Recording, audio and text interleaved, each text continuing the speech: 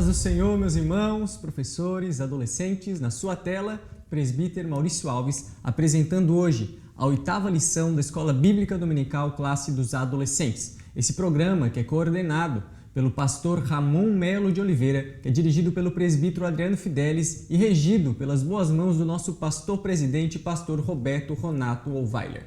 Aqui, meus irmãos, você está no canal ADC Educacional, oferecido pela ADC TV. Nós já pedimos, se inscreve no canal, deixa o like aí embaixo, futuramente, conforme você vai escutando essa aula de hoje, vai comentando aí embaixo, deixando a sua visão sobre o assunto que nós vamos tratar aqui e continuamos então para uma nova, permanecendo nesse estudo contínuo das parábolas de Jesus. Hoje temos um assunto muito importante a respeito das parábolas das 10 virgens e nós vamos observar, está lá na tela, que vai ser inspirado ali pelo nosso querido irmão Julian, que faz os slides, vai colocar um garoto reflexivo com uma pergunta embaixo: você está preparado? Então observe que essa é uma pergunta realmente reflexiva. Aliás, em muitos dos casos, a palavra de Deus ela vai nos levar e vai nos conduzir, incentivar a fazermos um autoexame de nós mesmos. E nós sabemos que esse é o objetivo principal também de levar o Evangelho. Aliás, cada vez que a mensagem é pregada, quando nós olhamos para a narrativa de tudo aquilo que aconteceu, o reino de Deus, isso é maravilhoso, quando nós olhamos para o Cristo como Rei, nós sabemos que a história em si, o Evangelho salvífico, a obra vicária, desde a sua criação até a redenção através do sangue de Jesus, é uma história dramática de altos e baixos e libertador para aqueles que creem nela. Mas o maior desafio daquele que ministra, daquele que prega, do professor de adolescente, ao trazer essa história, todas as mensagens que nós falamos aqui para o seu adolescente, é fazer com que ao ouvinte, é fazer com que aquele que está escutando a mensagem se sinta inserido dentro dessa narrativa, como um dos personagens dela e que precisam ser alcançados pelo Salvador Jesus Cristo e morreu na cruz do Calvário. Aliás, quando nós olhamos para a cruz, Cristo estava lá para salvar a igreja do Senhor, para salvar o seu povo e aqueles que viessem a crer no sacrifício de Cristo e no seu santo nome.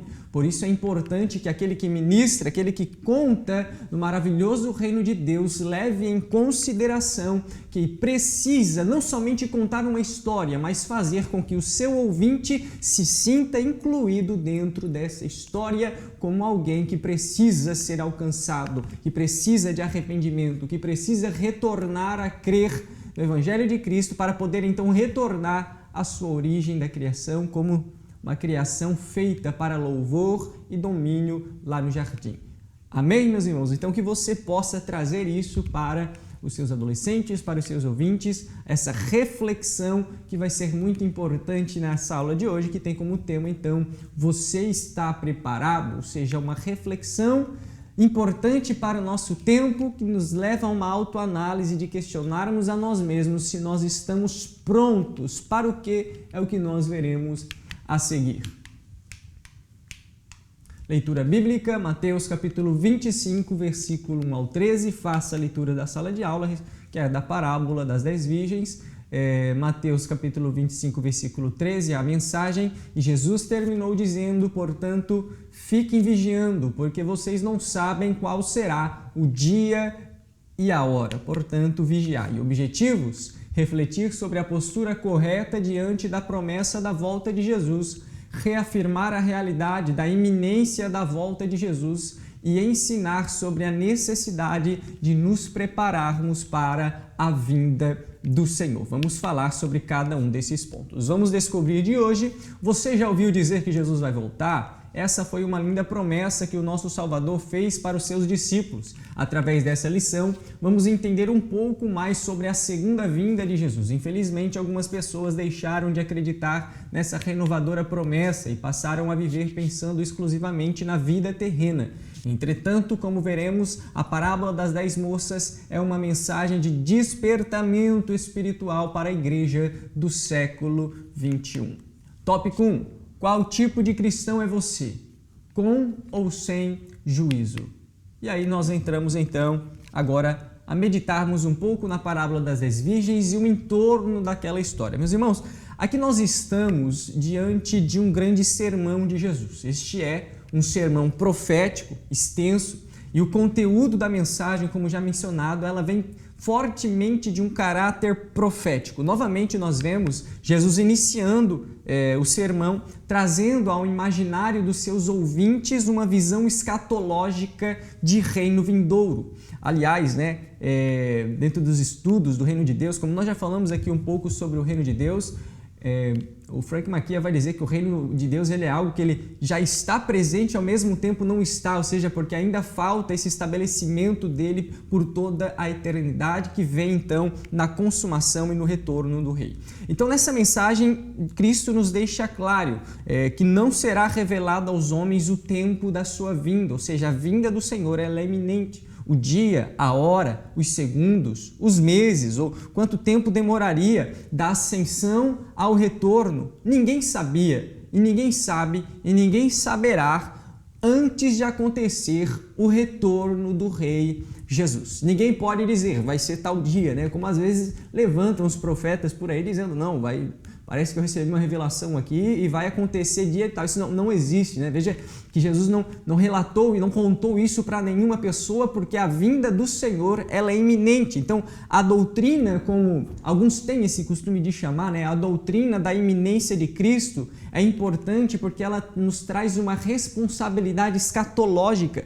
E por não sabermos o dia e nem a hora, veja que todo dia é dia de nós nos entregarmos ao máximo para o Senhor. Todo dia é dia de nós servirmos com tudo aquilo que nós temos e nos mantermos em preparação, porque, aliás, a vinda do Senhor ela é iminente. Pode ser hoje, pode ser agora, enquanto nós gravamos aqui, pode ser a qualquer momento, ninguém sabe. Então, quando a vinda de Senhor Jesus, ela passa a ser um fator imediato, isso desperta a urgência de preparo e trabalho na igreja de Jesus Cristo. Ou seja, essa doutrina da iminência, ela potencializa fortemente a igreja Cristo, que é levada por uma grande visão escatológica que leva a uma orientação a missões e à justiça. Então Jesus é maravilhoso em esclarecer a iminência de sua volta nessa parábola e entre outros textos, porque esse fator de urgência, essa perspectiva escatológica potencializa, como já mencionado, a propagação do evangelho de uma forma gigantesca. Aliás, o movimento pentecostal ele é marcado por isso. Nós sabemos que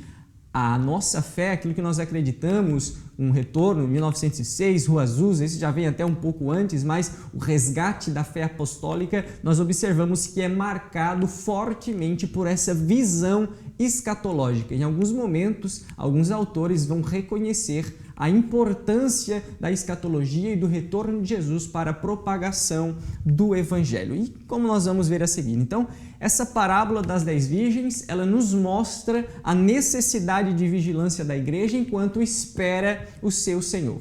Como Lang diz, consideramos as virgens representantes da nossa natureza humana que aguardam a sua verdadeira consumação ou conclusão. Ok. Então, a parábola das 10 virgens, nós vemos alguns personagens. Aqui nós observamos o noivo, também chamado de Senhor dentro da parábola, e nós acreditamos que esse é Jesus o Cristo, que retornará.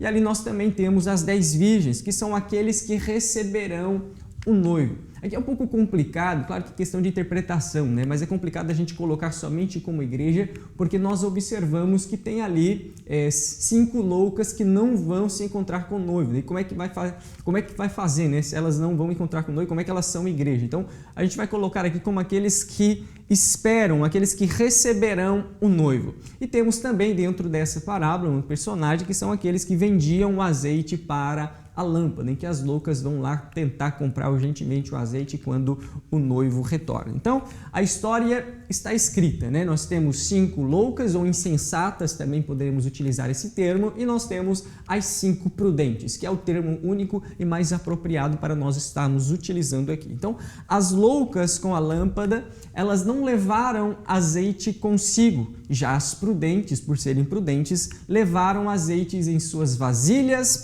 com as suas lâmpadas. E aí, o noivo ele vai demorar um pouquinho, né? Tardando o noivo, elas adormeceram, elas dormiram, mas Quando chega a meia-noite, é anunciado a chegada do noivo. Aí vem o noivo e é anunciado também que era chegado o momento do encontro das noivas com o noivo. As virgens se revelavam ou se levantaram para preparar cada uma a sua lâmpada. A gente observa que todas se levantam para preparar a sua lâmpada, mas algumas não tinham levado azeite suficiente. As loucas, por não ter azeite, elas começaram a suplicar para as prudentes que não conseguiram ajudar, pois não podiam ficar sem o mesmo. Então, as loucas saem para comprar. E quando isso ocorre, o noivo chega e leva consigo aquelas que estavam preparadas e ali então fechou-se a porta.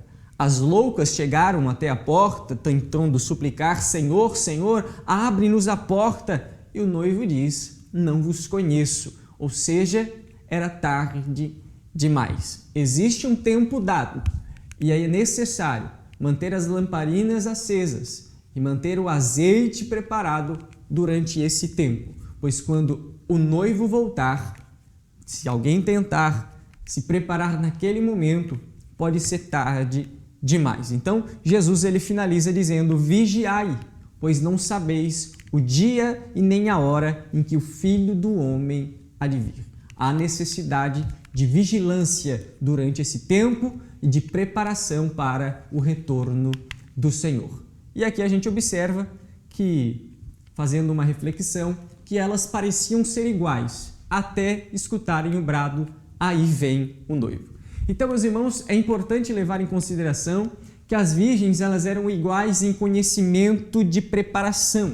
Ou seja, todas elas conheciam o noivo, todas elas sabiam ali da necessidade de estarem preparadas, né? O casamento era almejado por todas elas tinham essa visão de casamento, vestiam o mesmo traje de virgem, levavam consigo a mesma tipagem de lâmpada, ou seja, elas eram idênticas aos olhos humanos. Olhando para elas de longe, meu Deus do céu, exteriormente, sem uma análise no íntimo, são todas iguais, aguardando o noivo, ou seja, uma visão distante e superficial poderia dizer que todas elas estavam no mesmo nível, né? Estavam equiparadas. Versículo 1, todas saíram ao encontro do noivo, estimaram o noivo, todas carregavam as suas lâmpadas, porém o noivo demora a chegar e aí todas elas dormem. E enquanto elas cochilam, como nós já falamos a história, é escutado o brado.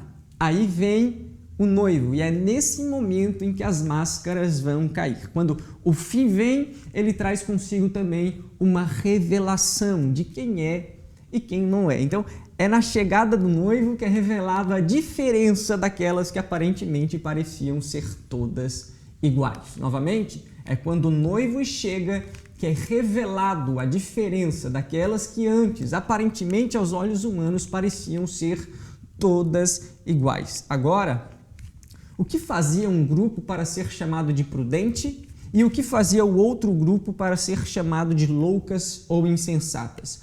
O que dava essa diferença entre as insensatas e as prudentes? A diferença estava no azeite.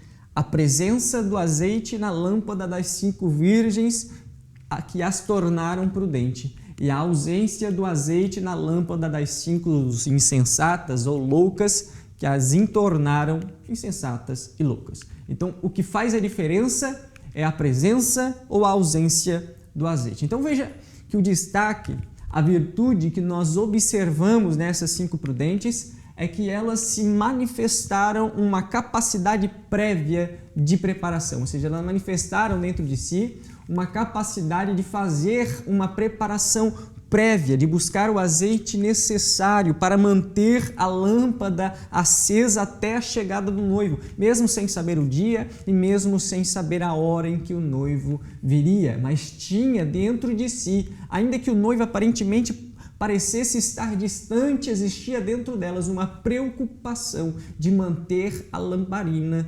acesa, pois o noivo poderia voltar a qualquer momento. Herbert Lockyer também escreve que a maioria dos comentaristas bíblicos acham que o azeite é o Espírito Santo, ou está representando como símbolo do Espírito Santo. E os prudentes, por terem azeite, representam aqueles que são como diz o comentarista da lição Rafael Luz, os ajuizados, regenerados por intermédio da obra de Jesus Cristo na cruz do Calvário, recebendo dentro de si a calorosa e maravilhosa presença do Espírito Santo, e esses estão ali selados, iluminados, são luz em meio às trevas e preparados para a santificação e o reino, o aguardo do reino vindouro, a chegada iminente de Cristo. E essa é a diferença entre os ajuizados e os sem juízos. Enquanto aqueles que estão, ou chamados, dentro da lição de ajuizados, são aqueles que estão em constante preparação e são cheios do Espírito, do outro lado tem os sem juízos que, desvalorizando a salvação, desvalorizando a promessa do retorno do noivo, não têm se preparado e não têm enchido as suas lamparinas de ausência, É possível, nós observamos, a gente vê o apóstolo Paulo mencionando algumas vezes, não extinguais o Espírito. Se hoje ouvirdes a voz do Espírito Santo, não endureceis o vosso coração. Que cada um de nós possa se render dia após dia à mensagem do Evangelho para nós sermos cheios do Espírito Santo e levarmos adiante a mensagem da cruz até que Ele venha.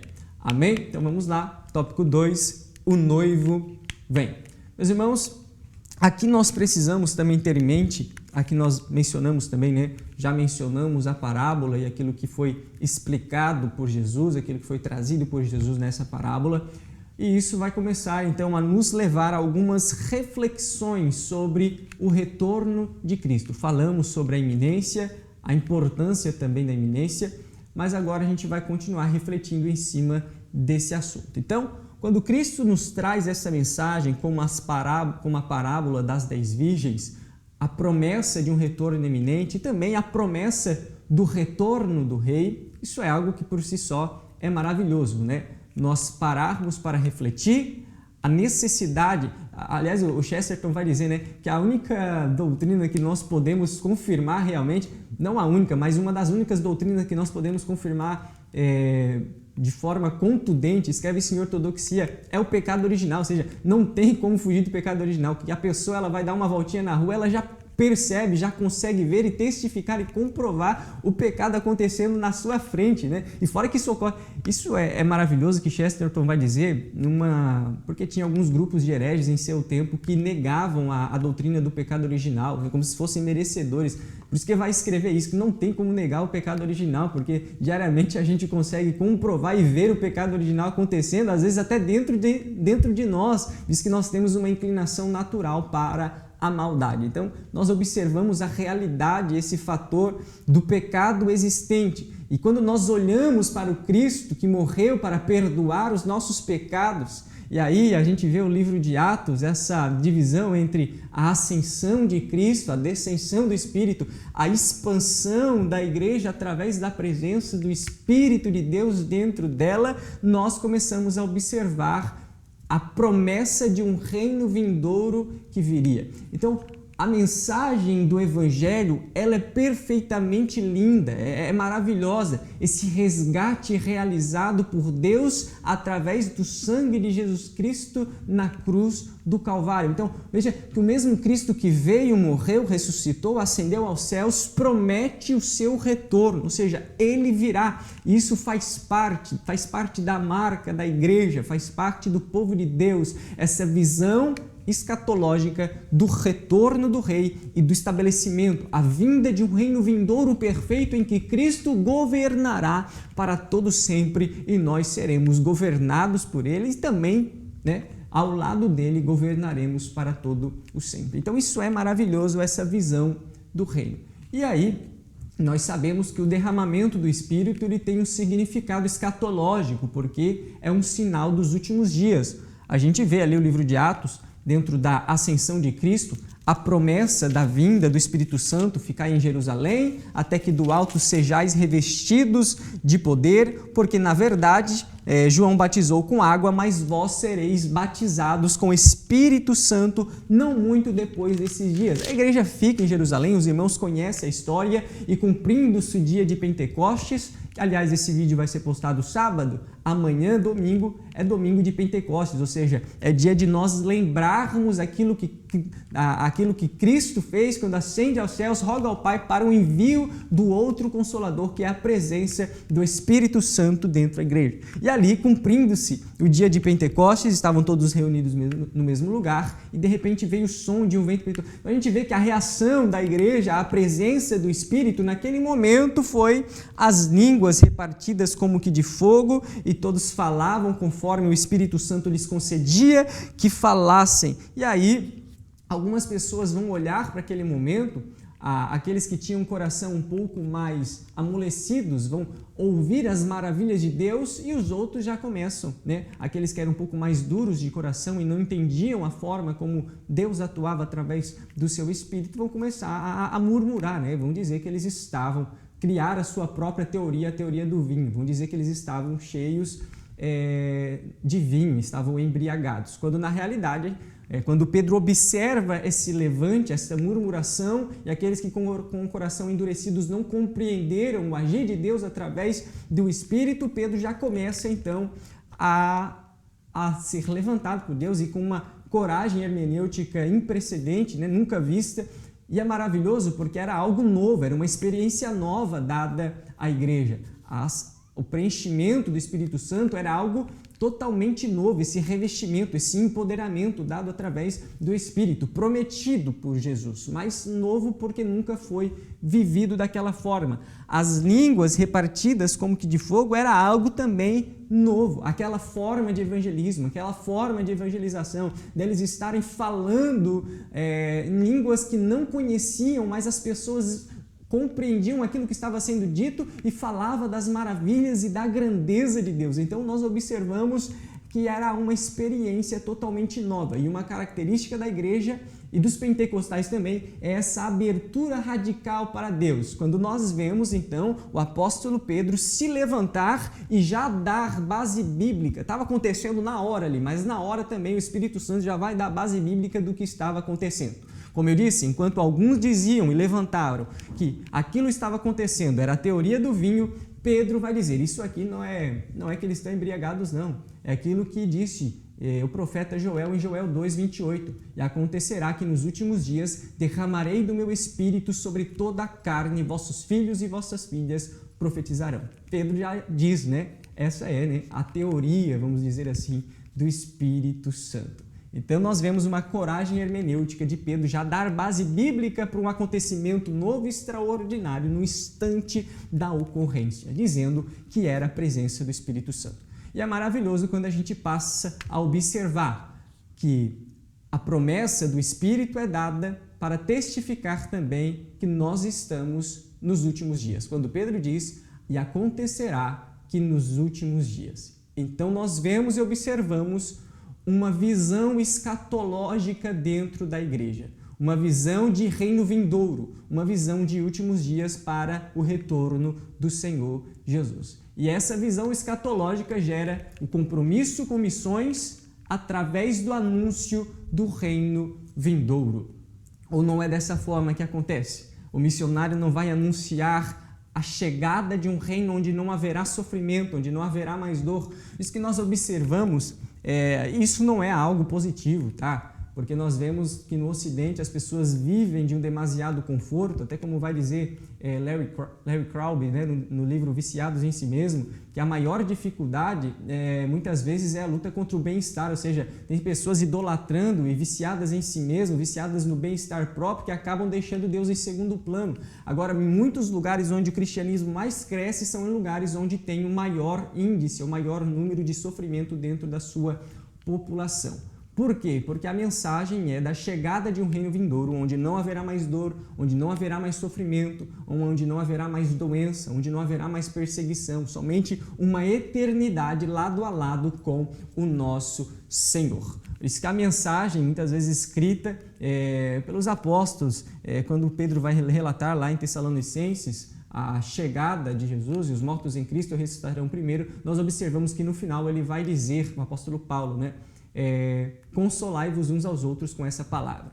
João, quando inicia o livro de Apocalipse, bem-aventurado ou feliz aquele que lê e que ouve as palavras da profecia desse livro, porque a visão escatológica, ela nos traz uma alegria e o consolo, por isso é necessário utilizá-la para essa orientação escatológica que nos leva também a uma visão missionária. Santificação, preparação e intimidade, porque se o retorno é iminente, nós nos preparamos para tal. E aí nós observamos também que aquele que busca, aquele que santifica a si mesmo, aquele que está preparado, recebe dentro de si aquilo que nós chamamos então de ministérios de empoderamento, ou seja, os dons que deixam a igreja preparadas e com mais poder, com mais ousadia para anunciar o retorno do Senhor, gerando então, resultando numa preparação tanto individual quanto coletiva na igreja, pois aquele que edifica a si mesmo, aquele que é cheio da presença do Espírito Santo, se utiliza dos dons ou do carisma para utilizar na hora do culto, na hora do evangelismo, gerando também então uma edificação coletiva da igreja do Senhor. Amém, meus irmãos? Então nós observamos que essa visão escatológica, ela vai muito além e é importantíssima para a igreja do Senhor viver preparada para o retorno de Cristo que será iminente. Vamos lá, tópico 3, esteja pronto para o grande dia. Prontos para o encontro com o noivo. E Jesus ele conclui dizendo: fiquem vigiando, porque vocês não sabem o dia nem a hora. Mateus capítulo 25, versículo 13. E de que forma nós vigiamos? Primeiro, enchemos as nossas vasilhas com óleo. É necessário estar preparado. Efésios capítulo 5, versículo 15, o conselho é: não vos embriagueis com vinho. O apóstolo Paulo dizendo: mas enchei-vos do Espírito Santo. Então é tempo de nós se enchermos, estarmos mais cheios da presença do Espírito Santo de Deus em nossas vidas. Depois, 1 Tessalonicenses, capítulo 5, versículo 19, não extinguais o Espírito, ou seja, é possível extinguir o Espírito.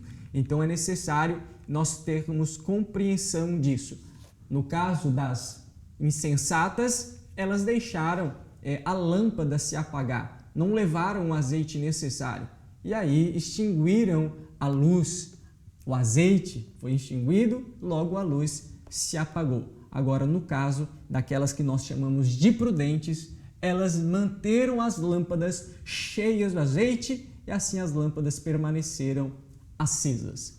Amém? E outro ponto, então, permanecer vigilantes, ou seja, permaneceis atentos, vigiando a si mesmo e também aquilo que está acontecendo ao nosso redor com um olhar contemplativo, porque a vinda do Senhor será iminente. A qualquer hora, a qualquer momento, o nosso Senhor Jesus Cristo, o Rei, retornará então para a consumação definitiva e para o estabelecimento eterno do reino do Senhor Jesus, da qual nós aguardamos com ansiedade e desejo esse reino vindouro. Conclusão, a nossa esperança não se baseia numa utopia criada por mentes humanas, mas em fatos revelados na palavra de Deus. Por essa razão, devemos estar preparados para aguardar a vinda do Senhor, pois Ele é fiel para cumprir a sua promessa e por isso breve voltará. Glória a Deus, meus irmãos! Esse programa aqui é um oferecimento da ADC TV, no canal ADC Educacional. Peço a todos os professores, se inscreve aí no canal, fica atento também nos próximos vídeos, nas próximas parábolas. Já estamos encaminhando para o final do trimestre e nós louvamos a Deus pela oportunidade de, em cada parábola que foi relatada por Jesus, olha que maravilha nós temos, né? De comentar em cima de uma mensagem que foi contada pelo próprio Cristo. Isso é maravilhoso demais. Que Deus venha lhe encher de sabedoria, inspiração do Espírito Santo que nos ajuda a falar do nome de Jesus para que os seus alunos sejam edificados através da sua vida. Essa é a vossa aula de hoje e Deus os abençoe.